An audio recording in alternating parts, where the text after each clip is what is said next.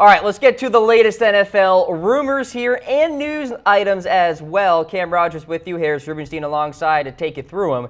The 49ers have signed Alfred Morris. This came through just a few hours ago. Now, this in light of the Matt Breida and Jerick McKinnon injuries, Harris, so maybe there is some more worry about the Breida injury in particular than originally thought. Of course, Shanahan knows Morris pretty well from their time back in Washington, so Morris is now employed. I actually forgot, because when they first picked up Alfred Morris, I was like, that's a very interesting running back to pick up. But Alfred Morris's 2 best seasons came with Shanahan in Washington, and he dominated. It was never really the same after Shanahan left with the different kind of blocking scheme that they ended up running. But look, if Morris actually ends up making the roster based off the other injuries that the 49ers have, I think it'll be good for him. Though I wonder if they're bringing in Alfred Morris because of a Matt Breida injury, what does that tell you about Joe Williams? Oh, they must really not like him. There's some worry that Joe Williams will not make the 53-man roster. Which doesn't make a lot of sense to me. I mean, is he that bad in practice that you need to bring in Alfred Morris? Or is Morris just a body? I mean, it's not like he was blowing anyone away in his 2 years with Dallas. He wasn't anything special. It's very interesting to me. They draft Joe Williams last year, highly touted guy to Utah, misses all of last season, a lot of hype around him in last year's preseason. He comes into this year, and all of a sudden, the momentum has just completely shifted against him. Now it's a fight for him to even make the roster. There were talks last year he was going to be their primary backup running back. It's just a very interesting switch. I wonder what's going on with him. Well, I think it's more of Matt Breida performing over his expectations, and then Raheem Mostert has the special teams ability. So when you're Joe Williams, you're the odd man out there if the 49ers choose to keep 3 running backs on the roster. What I will say about Alfred Morris, I think he is more of just a body to have. Yeah. Maybe some more extra competition there for the 49ers at running back. Absolutely. All right, let's talk about Khalil Mack. Interesting little report here that came from Mike Florio that the Raiders probably are not waiting for Aaron Donald to sign his deal. So here's what Florio said. The Raiders and Mack haven't talked since February, making it much harder to envision the Raiders and Mack waiting for the Darnold deal to be finalized because, well, if it is finalized, then you're starting from scratch anyway. So what does it even matter? How did we get here? I don't know. It is August 13th. The best, if not second best defensive player in the NFL still does not have a contract extension from the team that drafted him as a top 3 overall pick. There's no explanation for what the Raiders are trying to do here. I understand that defensive players are a little bit undervalued in today's NFL. Totally understand. We have come to the point, ladies and gentlemen, where the Green Bay Packers have better Vegas odds for the team that Khalil Mack is going to take his week 1 snaps for than the Oakland Raiders. It's just, who else on this team do they want to pay? They already gave Derek Carr his contract. Now you pay Khalil Mack. This was written in the stars. This is how it was supposed to be. And now the Raiders are just like, no, we're not going to pay the best player on our entire roster. Like, you're higher on the Raiders than I am. Yeah. If they don't have Mack, they're done. They're completely done. They have nothing else on that defense in terms of elite talent. Whoa. Am I supposed to be afraid of Bruce Irvin without Khalil Mack? Who am I afraid of on that defense if Khalil Mack isn't there? They didn't bring back Navarro Bowman, even though they signed every other veteran in the NFL, it seems like. Their secondary is, who even knows what's going on with the Raiders secondary? We have no clue if they're going to be top 5 unit or bottom 5 unit. And the rest of the defensive line is so average. If there's one dude to pay, not even on the defense, on this entire football team, it's this guy. Right. And yet they're playing hardball with him. How about this? John Gruden spent $55 million in 2018 on other players, not named Khalil Mack. How the hell are the Oakland Raiders okay giving a guy who hasn't coached in the NFL a $100 million deal, yet they won't give a former defensive player of the year the amount of money that he wants before his prime? We're not even in Khalil Mack's prime yet, people. He's still in his early to mid-20s. Imagine what this dude's going to be at 28, 29. Like, it makes absolutely no sense. Okay. Why play hardball with them? It's Mack, it's Aaron Donald. Things sound more positive with Donald as we stand. According to Florio, per a league source, chatter is increasing regarding the possibility that the Rams and Donald get a deal done soon. Jason La Canfora Harris added that The deal could be reached before the Week 2 preseason game. I think a lot of the press that we were hearing about some sort of, buzz between these two sides, like negative buzz between these two sides, was very overblown. I think Darnold has always understood what has been going down here, and I just don't think it's been reported. That might, that's opinion again that hasn't been reported. He's never come out and, we've never heard like, oh my God, Aaron Donald is furious that they're giving other people money.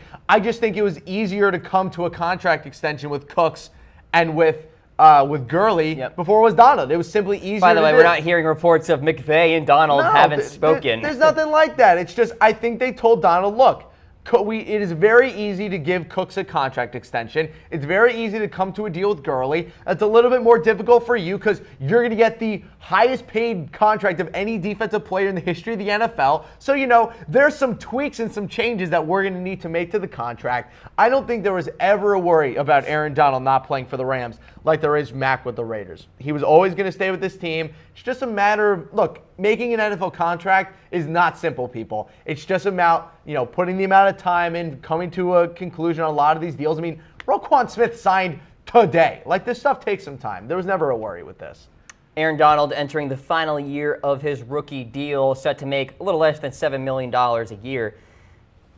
I'll tell you what, I value Aaron Donald, I think, more so than Khalil Mack. And you're splitting hairs at this point, but I would rather pay AD than KM. Can I type a B for both and just have both Not on allowed. our team? You got to pick. I understand that Aaron Donald I would also choose, but the fact that Khalil Mack's name is even being mentioned in trade rumors is so dumb. It is so, like there are so many dumb things that happen in sports. The fact that Khalil Mack is being talked about getting traded is flabbergasting to me. You're really going to trade him?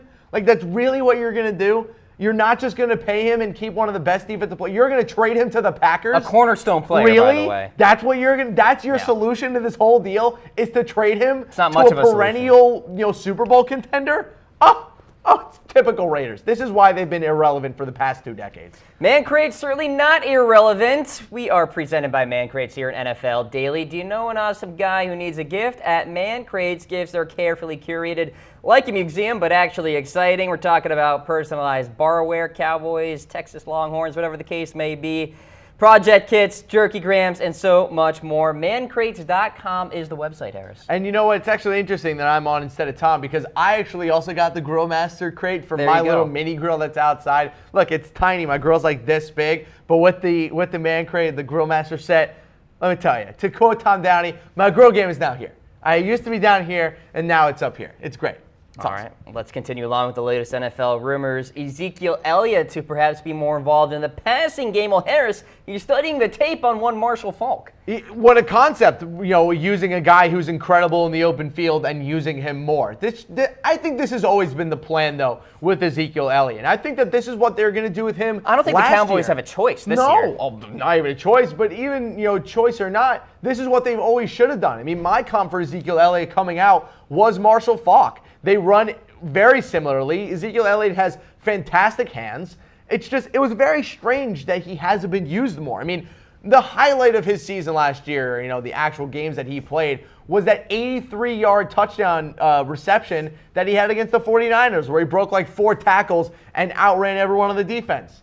Why don't they do that more? Look what happened when the Rams, gave Todd Gurley, 70, 80 targets last year? He was one offensive player of the year. Ezekiel Elliott could easily do the same. Well, you look at the Dallas Cowboys wide receiver depth chart. It's Allen Hurns, it's Tavon Austin, Deontay Thompson, T. Will, the list goes on. It ain't scary. And I know that we, sometimes here at Chet Sports have downplayed the Cowboys, wide receiver issues with the whole Dez thing, and their wide receiver core is bad. It's really bad. Stop trying to make Tavon Austin happen. It's not going to happen. Oh, we'll get there. Tavon Austin is not going to happen. But Ezekiel Elliott catching the ball more, that is something that absolutely should happen. He's just as talented as a pass catcher as Todd Gurley. There's no reason why he can't put up the same kind of year that Gurley had last year. Fantasy football fans out there would like that too. PPR players. All right, let's talk about Sam Darnold. Could he be starting week 1 for the New York Jets? Well, he accounted for 12 of the first-team snaps in the most recent practice. McCown only had 7. Bridgewater had 1. Harris? Are we heading in that direction? I think the Jets want to start Sam Darnold. I think the reason we heard about them not wanting to, initially, reports from a couple weeks ago before camp that they were going to start McCown or Bridgewater, I think it's because they weren't really sure what they were going to do with Darnold. And also, interesting that they were saying he wasn't going to start while he was still negotiating his rookie contract. Now, all of a sudden, that's been signed, and he played a game, and now we're getting rumors that Sam Darnold is going to start. This was always the plan. They just needed to make sure that he was the real deal. What is interesting to me, more so than Sam Darnold starting, why is Josh McCown still getting first-team snaps over Teddy Bridgewater? Bridgewater looked great in that preseason game. And if you're trying to trade him, one first-team snap for Teddy Bridgewater, you're giving Josh McCown 7 first-team snaps? Well, I don't know if they're trying to trade him, but I do know that very strange. The Jets know what they can get in Josh McCown. They may not know what they can get in Teddy Bridgewater yet, so I understand what you're saying. They should probably use him more in practice. I don't understand. I know that Josh McCown had a great year last year. I don't understand their obsession with actively using him as a football player. They should use him more as a coach, which he's come out and said that he's going to end up being a quarterback's coach and he's going to be a mentor to Sam Darnold. He basically is a coach. Exactly. So why is he getting first-team snaps over Teddy Bridgewater? And why also, I know the Jets want Sam Darnold to start. Why isn't Teddy Bridgewater the guy that they're trying to push to start? What is their goal with Bridgewater? They gave him all that guaranteed money. They still drafted a quarterback top 5, and now he's not even getting first-team snaps, even though he looked great in the preseason. I don't really get what their whole psychology is. He's more of a mystery than, say, McCown or Darnold. It's making me mad because I love Teddy Bridgewater. Yeah. He's back. Good he player. Looks great. All right, let's talk about Allen Robinson because he is back from that ACL injury he suffered in Week 1 of the 2017 campaign with the Jaguars. Now a member of the Chicago Bears. He will be playing in Saturday's preseason game versus the Denver Broncos. Good test there for his return. Yeah, they got to see what they have in Allen Robinson. I mean, we've seen Anthony Miller, the guy that they drafted out of Memphis, wide receiver. He's looked incredible in camp. I mean, his short area quickness is something else. They already have Taylor Gabriel. We know the kind of speed he has. So the only real question mark for the Bears is who's going to be their top guy outside. Allen Robinson is obviously the goal for that. That's who they want to be out there. But ACL tears are not, a simple thing to come back from. They are easier now than obviously 10, 15 years ago. Right. But it'll be interesting to see what Allen Robinson has in the tank coming off that ACL tear. I'm a little worried about Mitch Trubisky, but I think Robinson's going to help him a lot. He's never had a weapon with the hands and the athleticism that Robinson's going to bring to the wide receiver. We're talking about a guy with elite wide receiver talent. The dude had 1,400 yards. What was it? 2 years ago? A couple 3 years ago. 2016. This is a very, very talented wide receiver who, going into last year, we started getting some talks that Allen Robinson might be one of the 10 best wide receivers in football. Yeah. And then obviously, I think it was on his first target of the year, he tore his ACL against the Texans. So I still think that Allen Robinson has a lot of talent to show. And I think, another guy who isn't even in his prime yet, if he has a great year this year, I keep saying that the Bears are 1 year away. I think by next year, this is going to be one of the best offenses in football. Yeah, should be interesting with Matt Nagy now as the head coach there for Chicago.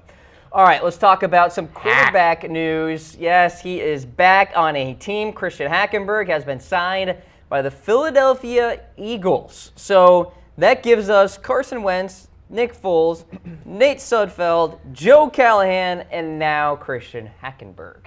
Well, what is the reasoning behind this, by the way? The reasoning behind this, if there's one team in the NFL who can save Christian Hackenberg's career, it's probably the Eagles. Like, if there's a team that's good enough at developing quarterbacks that they can turn him into anything, or at least maybe try to turn him into anything, I mean, what other team could do it? Well, here's the problem. Nick Foles won a Super Bowl MVP. Nate Sudfeld looks like an absolute stud. Joe Callahan's a nice quarterback prospect as well, though he can't really find a stable home. I don't know where else he's going to go at this point. The Eagles are kind of his last hope. John DeFilippo, quarterback's coach from a year ago. He's now the offensive coordinator for Minnesota. Gone. OC last year, Frank Reich, now the head coach of the Colts. So some changes there on that offensive side, Harris. So who knows if that affects things. And I can't imagine that Doug Peterson's going to be giving a lot of his attention to Christian Hackenberg. I think he's a little bit more concerned with, getting Carson Wentz back to MVP form, not making sure Correct. that Christian Hackenberg makes the roster as the 4th or 5th quarterback. Who, by the way, has yet to have a regular season snap. Which is stunning, in isn't the it? NFL. After all this, we'll end up only being the second round pick in NFL history to have never played a game. Unbelievable. All right, Man Crates will give us this little nugget of information here about Alshon Jeffery.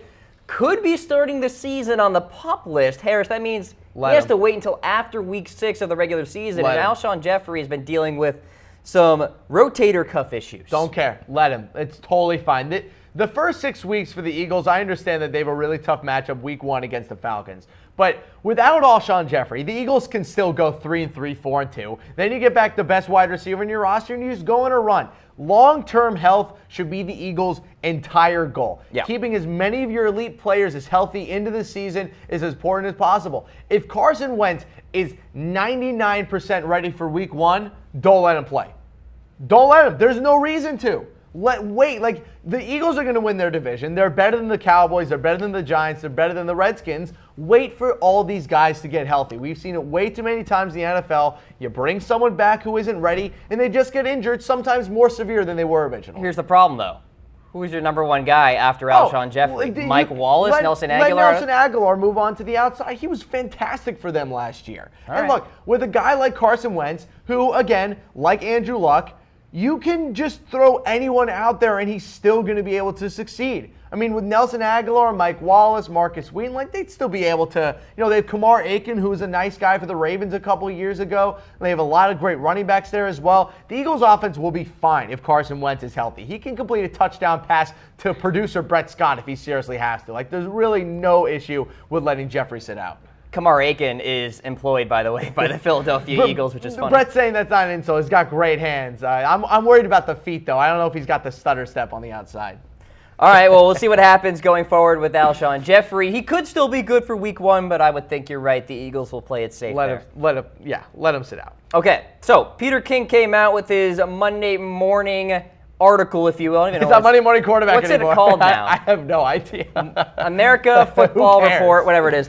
Peter King had an interesting note here, citing an unnamed source that there are doubts that the end result will include all players standing for the national anthem. So the NFLPA and NFL are trying to negotiate some sort of policy here, Harris, and according to Peter King, that policy will not require all players to stand for the anthem, which is very interesting. Look, I'm going to make a kind of a crazy statement here.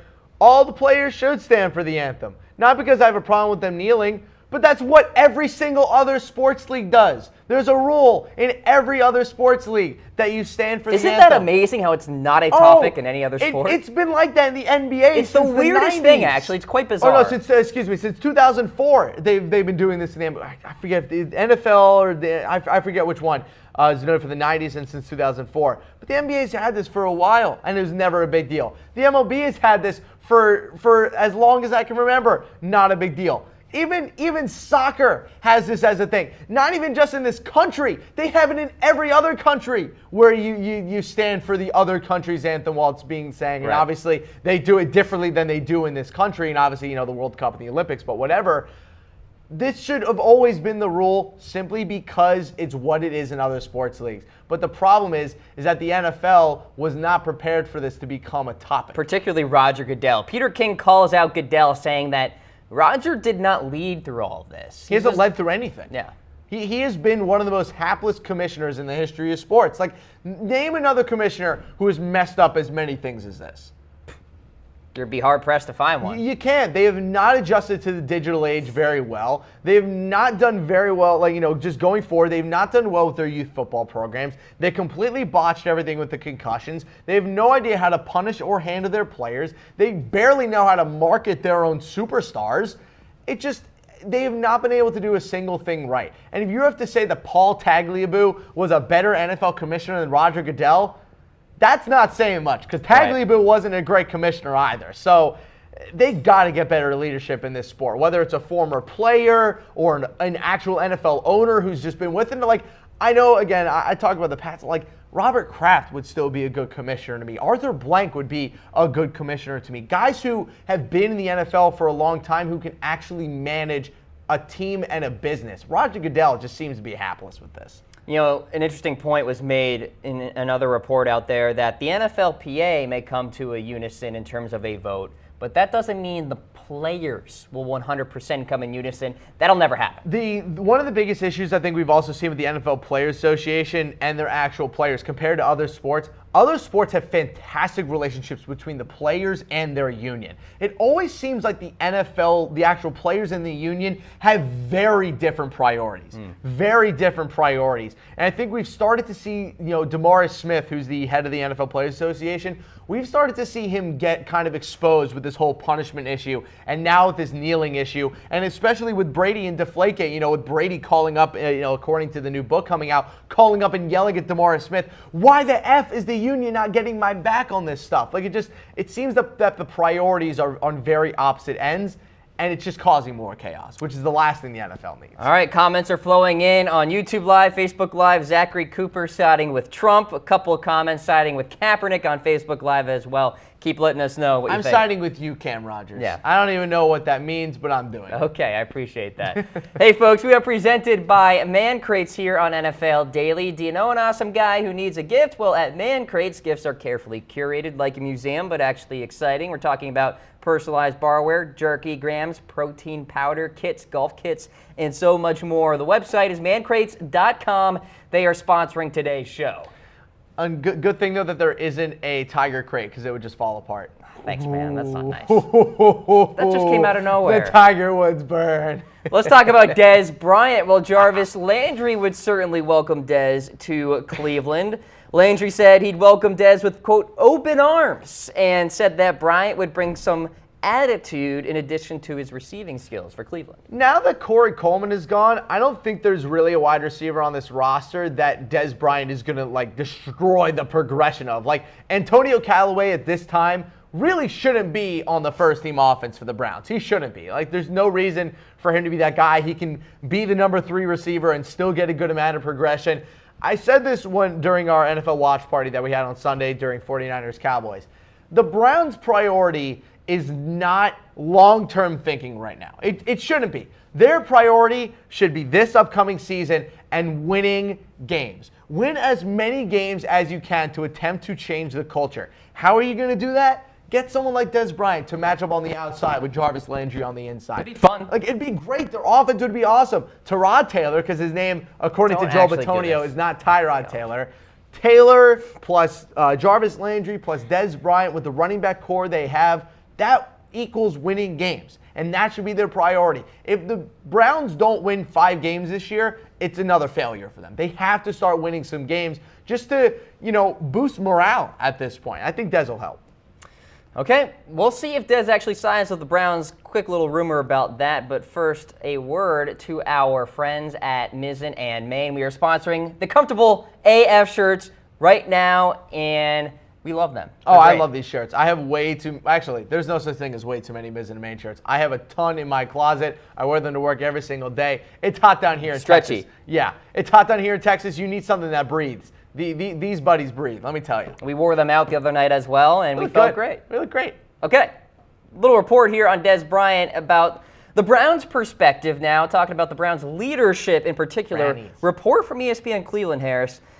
There is internal discussion, according to sources, about whether Dez is the right fit for the Browns at this time. Suddenly, they are not as desperate for a veteran wide receiver. What does that mean, Dez Bryant isn't the right fit? Are they really that sold on that weed isn't mine, Antonio Callaway? What are they? Well, what's the right fit? Exactly. If Dez Bryant isn't the right fit, what is the right fit? I think what the Browns are thinking is, well, we like our young receivers, Rashard Higgins, C.J. Board, who's a practice squad guy, but he's developing nicely, Damian Ratley, among others. So they're almost like, well, do we need Dez Bryant? So maybe there's some potential for buyer's remorse if they do sign him. To me, I think, as we saw with Hard Knocks, and I will call him out all season long, I don't think the whole team doesn't think Dez Bryant's the wrong fit. I think Hugh Jackson doesn't think that Dez Bryant is the right fit for whatever reason. And I think that we saw in that first meeting where he's like, this is my ship. When you're a head coach, you can be the captain of the ship. And Todd Haley, the offensive coordinator, just rolled his eyes at Hugh Jackson right in his face. And I think by the end of the year, Todd Haley is going to be the head coach of this football team, and Hugh Jackson is going to be gone. It is stunning to me that you can look at this wide receiver core right now, which after Jarvis Landry, I swear to you, the best wide receiver on this team after Landry is Antonio Callaway, who has not played a full season of football in 3 years because he's too much of an F-up, basically. He's too much of an F-up. He cannot you don't get out of think his Gordon own way. is the top guy after Landry? When's Josh Gordon coming back, Cam? I don't know. Who knows? Josh Gordon might not come back till week 6. He's vanished off the face of the earth. Until Josh Gordon comes back, he's gone. So I think Dez Bryant would be a good fit with this team. If Josh Gordon does end up coming back, great. Your wide receiver core is now Josh Gordon, Dez Bryant, and Jarvis Landry. That's not a bad thing. That's really, really good. That's going to win you some football games. Let's talk about another wide receiver, or I guess running back, or blend of the two. How about this? Tavon Austin, like Michael Irvin. Jerry Jones recently said his energy is Michael Irvin-ish. What does that make my energy then? What does that even mean? I don't know. This is blinking man gif in a news story. Michael Irvin-esque? Like, what? That makes no sense. He's Jerry, what are you doing, dude? 5'7". He doesn't play wide receiver. And also, Jerry Jones, you should not be comparing anybody's energy to Michael Irvin's energy. That is a Hall of Fame player, and maybe, I don't know if it's maybe, the best wide receiver in the history of the Dallas Cowboys franchise. Do not compare anybody to Michael Irvin and what that dude brought to the table for your franchise. Tavon Austin. Tavon Austin is who you're using that card on. If he said Michael Gallup has Michael Irvin-esque features about him, that's a great compliment. But saying that Tavon Austin is Michael Irvin energy, you're just insulting Michael Irvin. By the way, that's I will an note insult. there is a difference between energy and production on the football field. Just saying.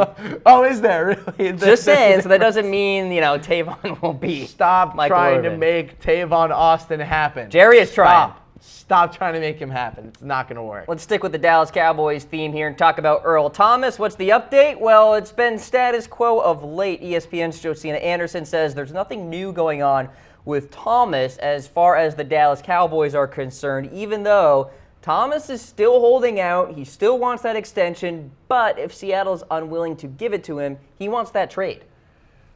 Earl Thomas, I think I've always thought this about his career. He was born about 20 years too late. Because if you put his career in the 1990s and the early 2000s, the dude's probably the highest paid safety in all of football his entire career. But unfortunately, I think he's just in an NFL where we've seen you can get by with average safety play and your defense is all right. I mean, look, the Seahawks at this time understand that if they give up Earl Thomas, they're officially rebuilding. He's the last, outside of Bobby Wagner, he's really one of the last elite pieces that they have on that entire team. And I think they are very afraid of turning into a mediocre team and losing that momentum that they've had over the past half decade or so. But at this time, what are you holding on to? You're holding on to a guy that you're not going to pay, who doesn't want to be on your team if you're not going to do it.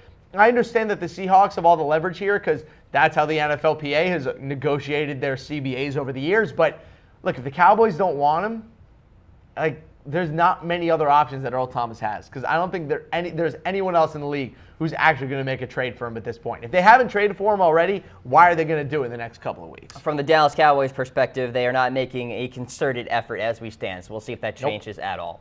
All right, let's talk about Mitchell Trubisky. Apparently, he is struggling right now in Matt Nagy's practices. Let him struggle. 2 interceptions per practice, Harris. Not good. But he's already having this is basically a second rookie season for Mitch Trubisky, because not only is this a new offensive system, this is a very complex offensive system that's coming in here with Matt Nagy's scheme. I mean, it even took Alex Smith a year to get it fully under his belt before he really started letting it loose. Look, I think that Trubisky is going to end up thriving in this system. Matt Nagy's offense is perfect for his skill set, but look, he is still a second-year quarterback who doesn't have a great arm.